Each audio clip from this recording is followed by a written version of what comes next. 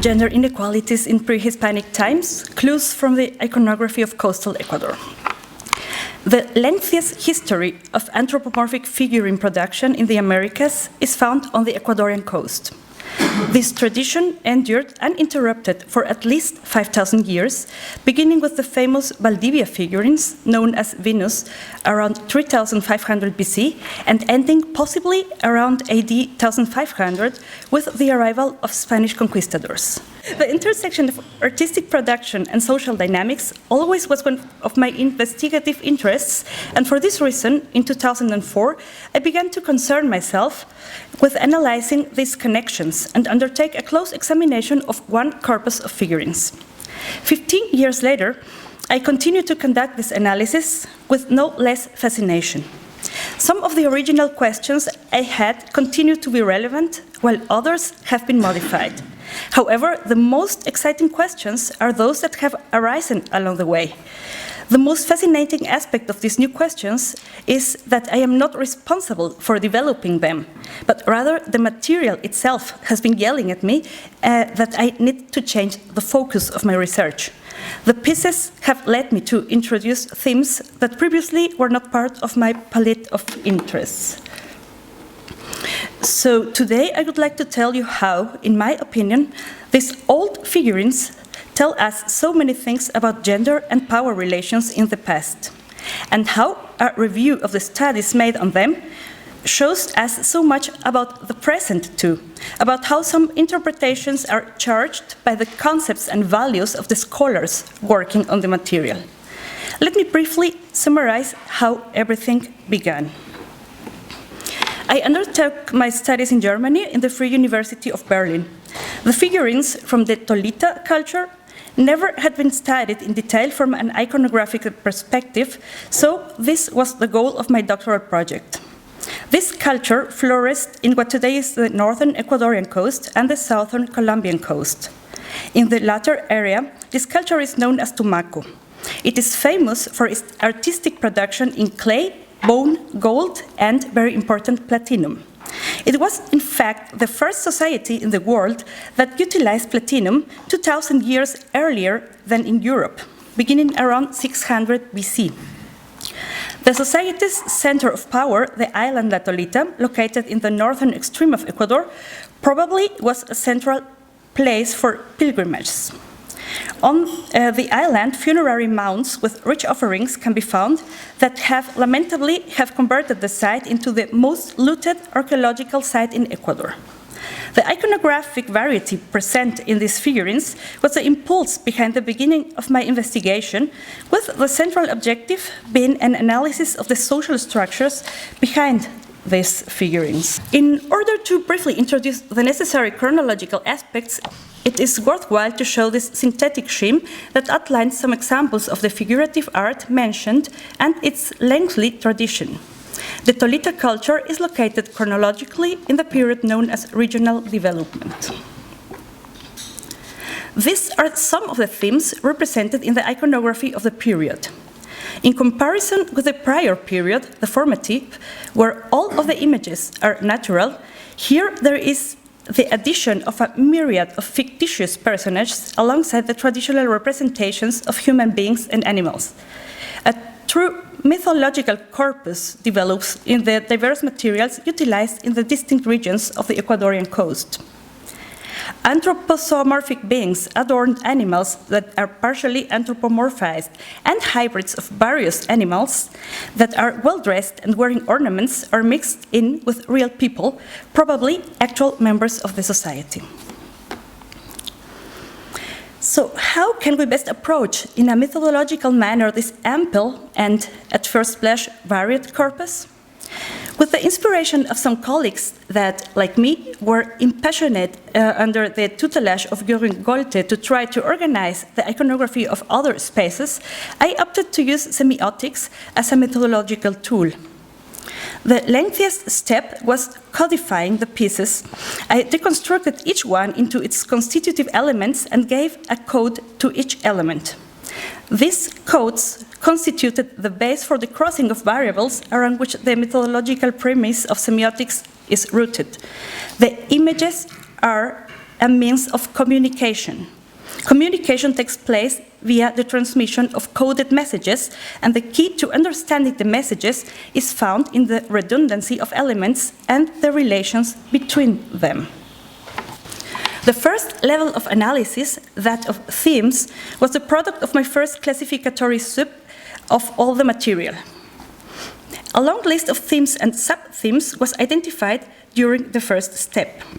One example, standing anthropomorphized female, is shown in the left-hand image. In my second round of analysis, I described and codified each element. One example, headdress, is illustrated in the right-hand image. In a database, each piece was registered and separate entry. The code for each element was described individually and accompanied by a detailed photograph. I worked with filters to cross the variables, in this case the codes, and look for redundancies. After consulting the database in this manner, for example, filtering to see if certain types of dress code be correlated with types of headdresses, redundant combinations began to appear. These correlations showed that, for example, certain types of dress or certain adornments corresponded in the majority of cases to one sex or other, with me assuming at this point, 2005, a binary logic that the material later would be forced to reconsider, or that certain animals were anthropomorphized and others not, as well as many other observations. In this manner, the iconographic conventions of the corpus of Talita figurines began to take form. The most obvious of this is related to the depiction of people, and show canons based in associations of attributes of the body, with clothing giving the appearance of a gender dress code. The women always have uncovered breasts, and their only piece of clothing is a skirt. They are lightly adorned with necklaces and earrings in forms that continually are repeated. They do not wear elaborate headdresses, and are usually only shown wearing a simple covering. The men, meanwhile, present a great deal of variation, not only in aspects related to their dress and ornamentation, but also in their size, paraphernalia, and activity. Occasionally, they are naked, and when they are dressed, the typical piece of clothing is a loincloth. Additionally, they frequently are heavily adorned, and among these adornments, their headdresses are more elaborate and varied. These notable differences in both dress and action between men and women left me with a series of questions that needed to be answered. The issue creating the largest amount of noise in my head centered on the proliferation of masculine personages in comparison to the diametrically opposed panorama of the previous period, the formative. With my doctoral thesis finished and employed as a professor in Quito, I began to look for the answers to these questions and others. So let's go back in time until the beginnings of figurative art. The Valdivia Society, one of the most ancient agricultural societies with ceramics on the American continent, produced thousands upon thousands of figurines, all of them similar to one another and schematic in character. They all are representations of human beings, the great majority of which show emphasized feminine attributes. They are standing, are small in scale, and are not dressed nor adorned with jewelry. Their breasts are large, and frequently in the pelvic area the pubic hair is highlighted. Their breasts, this stands in contrast to the limited attention that was dedicated to the facial features, which on all figurines are very schematic and uniform. There are no clear signals of individuality. The figurines do not appear to be highlighting the personages as individuals, but rather their shared feminine symbolism. In the 2000 years the Valdivia culture endured, there is no evidence of a figurine that presents explicitly masculine features. This tradition is maintained in the two styles that follow Valdivia in the formative period, Machalilla and Chorrera. They are stylistically different, as can be seen in these images, but they continue to present the same theme and representative canon. In Machalilla, there occasionally are figurines with localized ornaments and body paints, but these are still relatively discreet. The figurines are naked and generally have large, exposed breasts. Frequently, the vagina is clearly represented. The following Chorrera culture largely maintains this tradition. Here it is notable that, for the first time, appear figurines that are explicitly masculine. They are much less common than the feminine figures, which continue to occupy the larger portion of the corpus. Here, zoomorphic depictions also appear for the first time. All of these zoomorphic figures are natural and represent depictions of local fauna. Around 600 BC, a series of notable changes in the iconography of coastal Ecuador take place. Many archaeologists have noted how the archaeological evidence indicates a process leading to greater social complexity. The societies of the time are clearly stratified, with evidence of intensification in agricultural production and specialization in various spaces and economic spheres. Emerging elites appear to be associated with metallurgical production and the use of metal adornments. What archaeologists frequently have not noted or not wanted to discuss is that alongside these socio-political developments, the iconography shows many aspects of asymmetrical relations between people. While hieratic women in the formative still are represented in the style of the formative, still are represented, the iconographic corpus turns in a massive manner to be filled by depictions of men. Men in all sizes and full of ornaments, charged with an empowering paraphernalia. The Talita iconography, like its counterparts, the Bahia and Huamacuaque styles of the same period, seem to me to show a complex character composed of two basic levels or spheres. On one side, there are representations of personages from the religious world, which give us an idea of who populated the imagination of the societies in mythological and ritual spaces. On the other side, what appears to be real members of the society, of high society, it's important to underscore, are presented in a natural form, practically as portraits, above all in the case of masculine personages. The most interesting space, according to my interpretation of the character of the iconography of the time, can be found in the intersection between these two spheres. The iconography shows, that's one of my main hypotheses, that the emerging elites of the regional development societies made use and abused religion and the supernatural sphere of the society's cosmovisions to legitimize their power. The finely elaborated metal adornments are part of the paraphernalia that adorned these elites that were interred in the funerary mounds. The known archaeological objects correspond perfectly to the representations of elite personages. It is now time, after laying this groundwork, to return to revise the iconographic conventions of the regional development period with regard to representations of gender. The conventions observed in the Talita material are repeated in almost an identical manner in the other styles of the period. While there are some stylistic differences, in the Bahia style we can appreciate that the representative canons are very similar. The women are shown in a static pose and are not elaborately dressed or adorned. The great majority of these figurines were made in molds. The use of molds constitutes one of the important technological advances that, while first appearing in late formative Chorrera, becomes the norm in the regional development period. If we think, as I said earlier, that the images that we are seeing are a form of communication, the molds enable a much more efficient transmission of the message thanks to mass production. In Bahia, women are occasionally shown in a seated pose and sometimes are holding a jar in one of their hands. However, like with Talita, they are presented as static beings, lacking movement.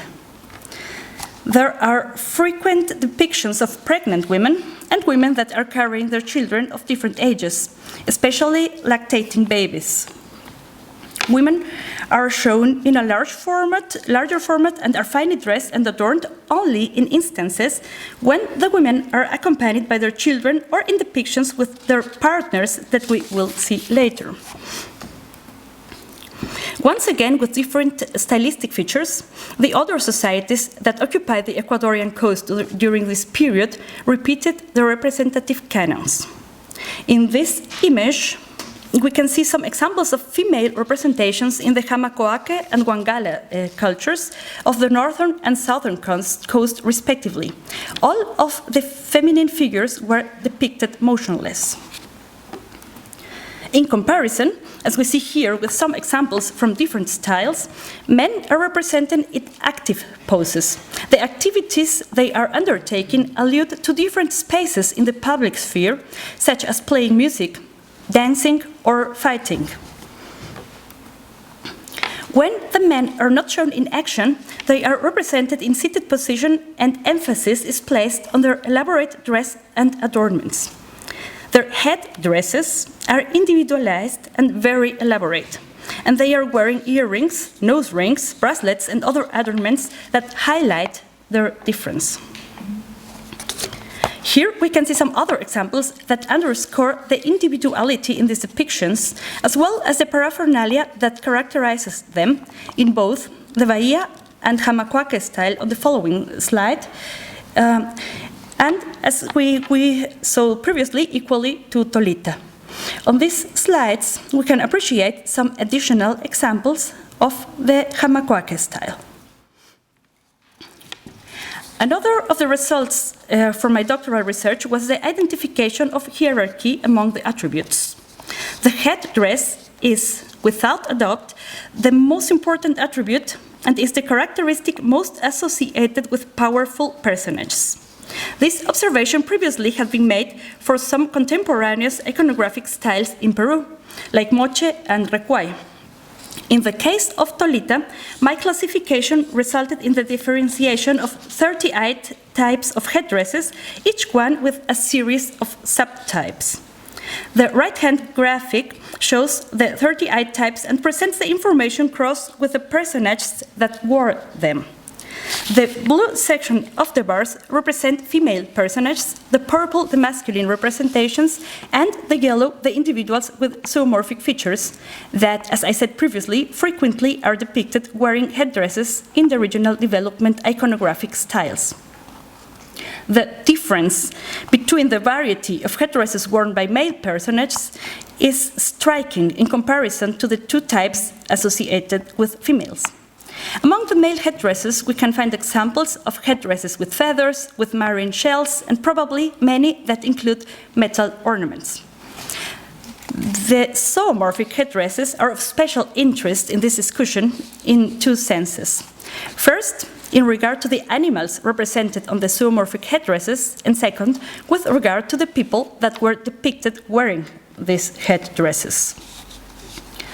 The Talita artisans produced representations of a series of zoomorphic beings as isolated sculptures. Among them, the most frequent are the jaguar, the alligator, the possum, the owl, the bat, the shark, and a variety of birds and fish. Occasionally, there also are figurines of crabs, turtles, snakes, and other animals. Hybrid beings that present features of various animals, for example, the teeth of a bat and the beak of a bird, also are common parts of the corpus. Interestingly, the corpus of represented animals does not include those animals that could have been important for subsistence. Zooarchaeological studies of the fauna remains recovered during the La Talita excavations show that the principal source of protein was the white-tailed deer, and there is no sculpture that has been identified as this animal in the Talita corpus. The characteristics of the Talita iconography, as well as that of Jamacoaque and Bahia, leave us with a clear image that the represented fauna are part of the mythological imagination and correspond to the religious sphere in the lives of these peoples. The fact that many of these animals frequently appear in an anthropomorphized form, well adorned and/or fused with other animals, reinforce this idea. Beyond individual figurines depicting them, only 5 of these animals were represented as part of headdresses that were worn by actual people in the society. These animals are the jaguar, the shark, the owl, various types of birds, and hybrid beings. Zoomorphic headdresses always were worn by masculine individuals. As we can see in the example in this image, this is one of the principal redundancies observed via the crossing of variables during the analysis. It is notable that this zoomorphic being, in this case the jaguar, not only forms part of the headdress as a decorative element, like it was, for example, a feather in a Bavarian hat. Much more than that, in the majority of zoomorphic headdresses, the personage of the headdress is something that can be appreciated from all of its perspectives of plasticity. In this image, we can see, from the side views as well as the rear, the body of the feline in the remnants of what was its tail, and the remnants of what was its tail. In other examples, we see its threatening claws, and in practically every example, its fierce fangs and a lengthy extended tongue are present. It is, as well, adorned with headdress and/or earrings. This association between certain mythological beings and only certain individuals in the society, all males, led me to argue that the headdresses in this society are symbols of ancestry. I referred earlier to this when talking about the use and abuse of the supernatural sphere. The emergent elites, with male individuals at the head of an aristocratic group that was trying to accumulate power and wealth, justified their access to this via a supposed divine ancestry. The personages of the headdress, in my hypothesis, are represented as mythical ancestors of the personages that wear them. This type of legitimation of power is well known in many spaces and periods. When jaguars were represented individually, they are always associated with masculine characteristics. In both the modeled large sculptures, like the example in the center, with a height of more than 60 centimeters, as well as smaller figurines with a height of less than 10 centimeters that were fabricated in molds, these elements are repeated. It is notable at this point that while in the formative period there are practically no known representations of male sexual organs, in the regional development period the penis is omnipresent and becomes a superstar. When it is depicted, it is always in its erect form and frequently overdimensioned. It is not only associated with powerful individuals in the actual society and mythology, it also appears in multiple objects related to servingware, a special servingware that was well fabricated and probably produced for ritual use. In the upper left-hand image, the tip of the penis has an orifice that converts it into a spout, in such a manner that the liquid contained in the vessel could be poured out of the penis. In various cases, like the upper right-hand image, it is a type of pan, finely decorated and with no residues of use, suggesting it probably was not used in the kitchen. Perhaps it was used to serve some ritual products like coca leaves, for which evidence of consumption can be found in the iconography. To summarize, while the penis was practically absent from the iconography for the 3,000 years of the formative period, in the regional development it appears everywhere and becomes a clear metaphoric image of power. As a corollary, in this period the vagina disappears almost entirely from the iconographic corpus. The masculine power appropriated the space of representation, and with it the principal medium of non-verbal communication between the members of these societies. And why and how did this radical change occur in the social structure of these groups that occupied the Ecuadorian coast that probably brought about the establishment of a patriarchal structure that, following the suggestion of the evidence in the figurines, permitted males to become empowered in public spaces and decision-making, while women were forced to become dependent and restricted to private spaces? This is a question that I am working on with my colleague Hugo Benavides of Fordham University in New York. The outlined observations have pushed us to consider Engels and his ideas about family, private property, and the state. Clearly, Engels did not know of the pre-Columbian figurines from the Ecuadorian coast, but I think he could have liked to see this sequence of images and the manner in which they seem to reflect a patriarchal discourse, which was reinforced by the mass production of these figurines. Then, in Engels' reconstruction, strongly questionably because of the evolutionary straitjacket, but interesting from the side of the economic connections it assumes, he associates the beginning of patriarchal structures and female oppression with an undefined moment of prehistory in which the accumulation of wealth had led to the establishment of monogamous pairs and the nuclear family as the pillars of society. One consequence, according to his theory, was that women got dependent and subordinate to men, being instrumentalized as social reproducers. Anthropologists such as Elinor Leacock and Karen Sachs have retaken the postulates of Engels and reinforced them more than a century later with abundant ethnographic data. However, I do not know many studies that have done this in archaeology, much less so with prehistoric iconography. This is especially curious, given that in many instances, the iconography is one of the main lines of evidence that we have for understanding something that we can observe also in diachronical terms. This permits us to detect changes over time in these relations that are relevant to every approximation of cultural processes that are of interest to archaeologists. In addition to the noted differences between female and male depictions with regard to activity, movement, and individuality, there is a notorious emphasis in the representations of pregnancy and motherhood.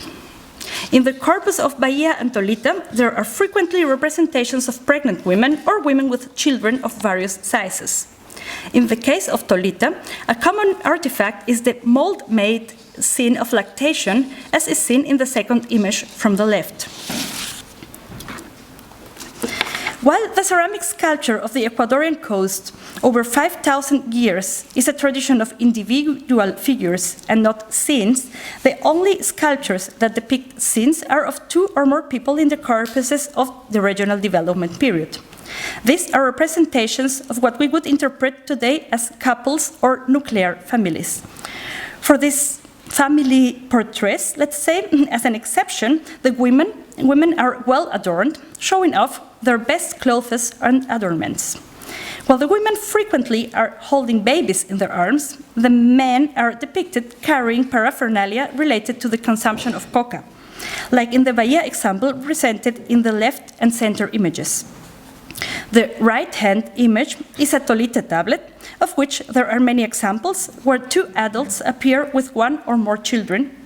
It is likely that these are depictions of families. Here we can observe other examples from Talita of couples on plaques, as shown in the two upper pieces, or of small sculptured couples with the help of molds, as in the bottom images.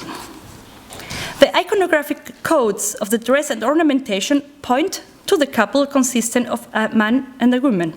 This type of image, as well as those shown in the following slide, appear frequently in museum catalogs, where they are described as couples, marriages, or even as erotic scenes.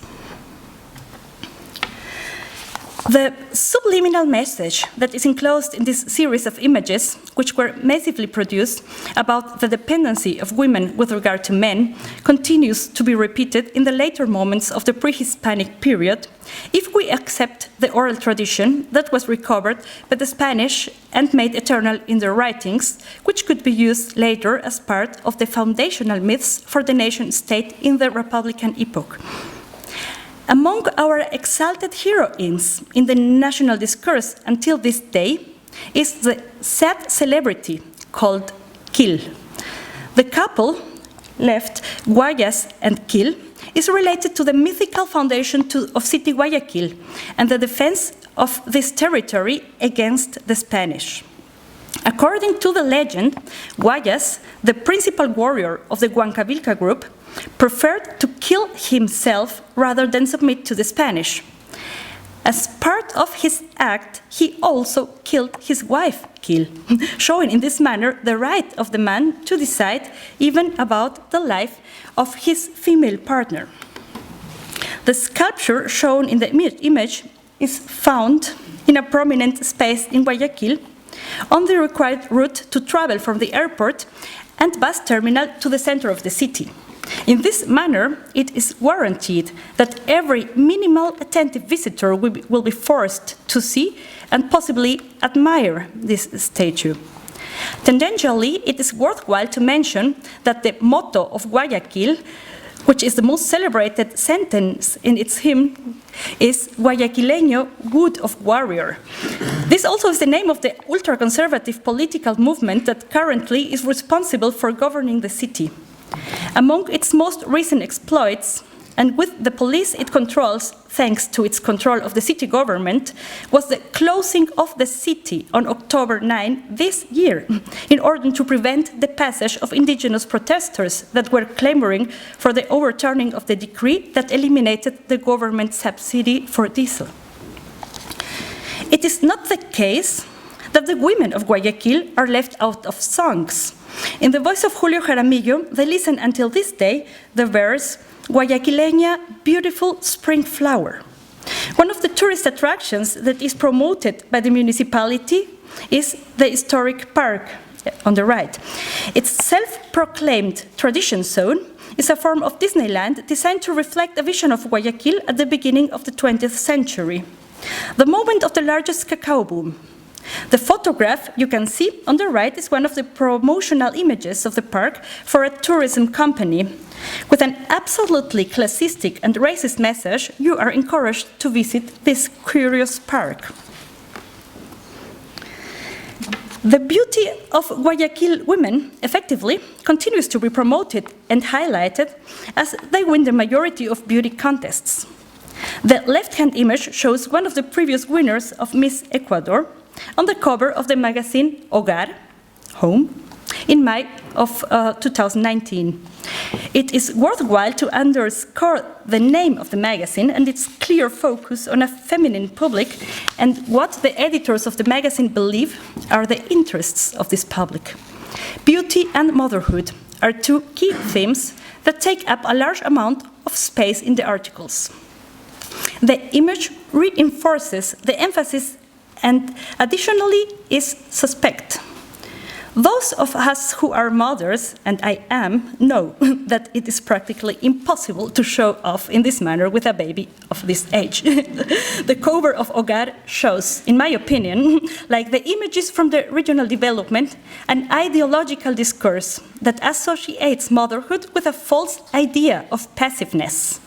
This ideological discourse that in antiquity was materialized via figurines that were a massive medium of communication, materializes itself today via publicity with similar goals. Emphasis is placed on beauty, femininity, or at least how they would like it to be understood, and motherhood as the principal aspects of women.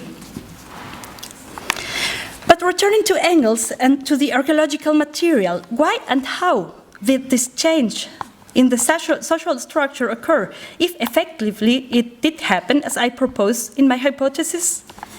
Engels, in his evolutionistic vision, associated the appropriation of livestock with the accumulation of wealth, which could bring about the previously mentioned consequences that could result in the naturalization of the supposed dependence of women in front of men, and the limitation of her role to being a social reproducer.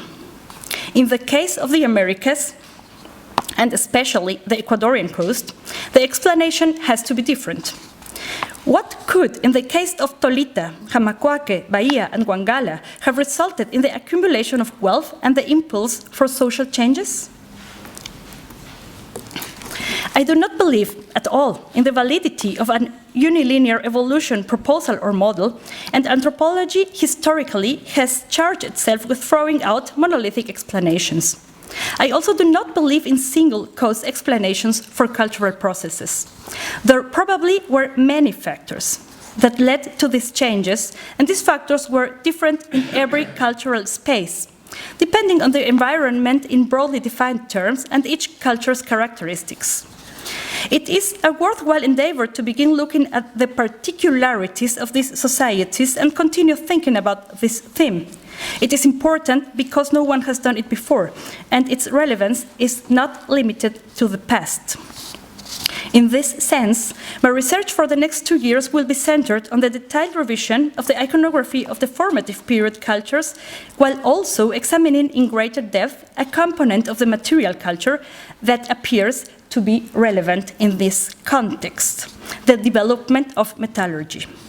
It is in Talita where the earliest development of platinum metallurgy takes place, and it is also in the iconography of Talita where we find the most notorious examples of the discourses discussed in this presentation. We will begin an interdisciplinary project in 2020 with funding from PUSE that will be undertaken in collaboration with experts in archaeometallurgy from the Universidad de los Andes in Bogotá. The central question is, could the specialization required in order to obtain and process platinum lead to the accumulation of wealth by certain groups? Could these groups become the aristocratic families whose portraits we see in the figurines? And then, could we talk about remembering the autumn of Garcia Marquez, the platinum of the patriarchy? I hope to be able to talk to you about this in 2 years once advances have been made in the project.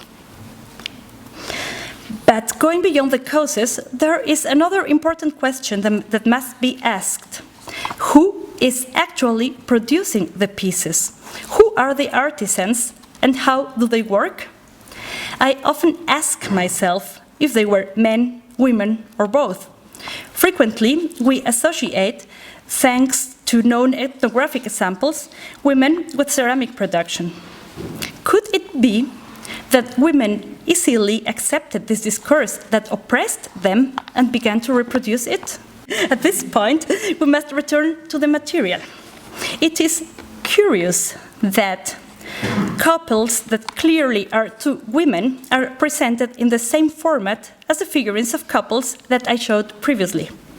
There are examples of this in the Talita corpus, including examples that were made with molds. There also are examples in the Bahia corpus, with the exact same representative canon of the couples that always have been interpreted as marriages. But the traditional discourses, when looking at these representations, simply go quiet. Rarely can you find images of one of these figurines reproduced in books or museum catalogs, and when they are shown, they are described in curious ways, such as Siamese twins. These Siamese twins even occasionally are depicted with a baby, in the same style as the heterosexual couples, let's call them that. The research project does not pretend to impose interpretations, but rather invited a rereading of the material. In historiographic perspective, it is clear that the traditional interpretations of these figures say more about the present than the past, and reflect more the thoughts and values of the archaeologists rather than the people that actually produced the figurines. I like to imagine that there were ceramists that did not accept the patriarchal structures, which was trying to be imposed and therefore created these non-normative images. In such a scenario, the figurines would be the product of rebel potters, persons that, like many today, do not accept the imposition of the patriarchal system and refused to bend to it. As Mary Weismantel has said with good reason, an honest archaeology has to remove the heteronormative bend and permit me to add patriarchal from traditional archaeology. There are sufficient examples, like those that we can see on the screen, in this case from Tumaco Cultural Area, that is equivalent to Talita, that show transgressions of the established canon and that make us think the concept of gender in these societies was maybe not binary. These other examples also invite an interpretation in this sense, and they should not be ignored, as has been the case until today. We have been able to publish some results of a research project that has had the support of PUSE in Ecuador, Fordham University in New York, and Werner Grain Foundation. It is encouraging that 2 Jesuit universities have financed these investigations. From the beginning of the project, it was clear that the investigation could not be limited to the academic sphere. It was important to open it to other spaces that have been less influenced by what Colombian colleague Cristobal Geneco has called the tyranny of typology, the taxonomic straitjacket that we academics have placed in our brains.